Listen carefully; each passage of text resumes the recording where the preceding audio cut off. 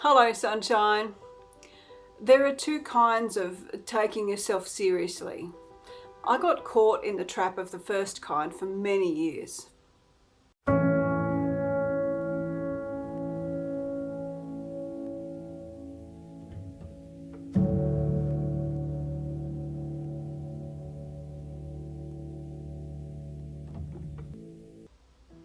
My name is Anita, and my life is about the pursuit of world-changing intimacy with the God of all things. I'm a little bit little.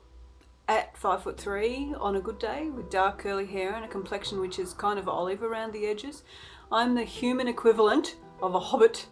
My body also has a tendency to carry some fluff, which kind of only adds to that illusion. I also have a left of centre sense of humour and a rather bizarre taste in, well, everything. While all of this means, although I can command a spot in the centre of a group, I can make people look at me and make them laugh. In the past, I was not often given space which held any weight or significance, even when I had competence and skill.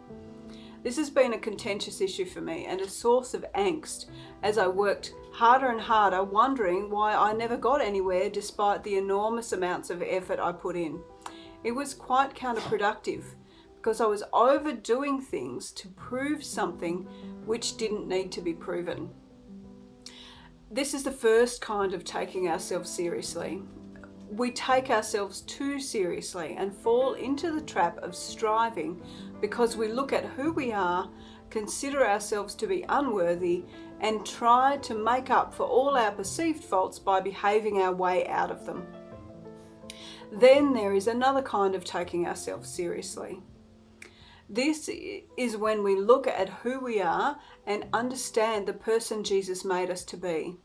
We can look past the body, past any limitations it may look like we have on the outside, any physical, including geographical or financial circumstances we find ourselves in. We can look past all that and see the power-filled Son of God, girls too, we became when we accepted Jesus. Does that make sense? In order to get to this second kind, we need to be able to go through the process of learning how to let go of approval from other people. The only person who needs to approve us ultimately is Jesus. It takes a journey into learning how to see ourselves through his eyes and learning to live in rest and peace, to make the switch from striving to authority because we have his peace. It is written, "Peace I leave with you, my peace I give to you. I do not give to you as the world gives. Do not let your hearts be troubled and do not be afraid." That's John 14 verse 27. This doesn't negate the need for fellowship and prayer with others, but it does mean we need to find all those little hooks where the fear of man is hiding or trying to pretend it is something else and dealing with it. This is not me saying fix one, fix all, rather an opportunity to ask Jesus, is there anything in my life, my behaviors, my thoughts about myself, which you know I don't need because it's built on a lie? Sometimes what he says in that moment is a surprise because what he sees can be something we consider to be a permanent part of who we are. We take this journey one step at a time. Sometimes it's a big step and a whole lot of old habits and old man gets dealt with in one big hit. Sometimes it's a lot of small steps as we train to hold the new ground we have taken.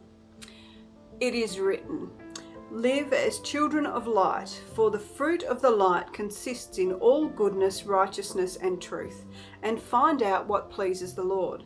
But everything exposed by the light becomes visible, and everything that is illuminated becomes a light." Ephesians chapter 5 verses 8 to 10 and verse 13. I've never been in a position where Jesus has done a work which is too big for me to handle. Sometimes what looks or feels like the smallest shift in perception ends up making the biggest changes because of the impact they have on how we see and relate to the rest of who we are. The opportunity to pause today and ask whether we are seeing ourselves from Jesus' perspective or living from a driven place might be the small change which produces such a shift. He is never going to lead us somewhere He hasn't already been. We are always safe with Him. Our garbage isn't safe, but we are. This is what living from peace and the power of Holy Spirit looks like. God bless you very much. I'll catch you again soon.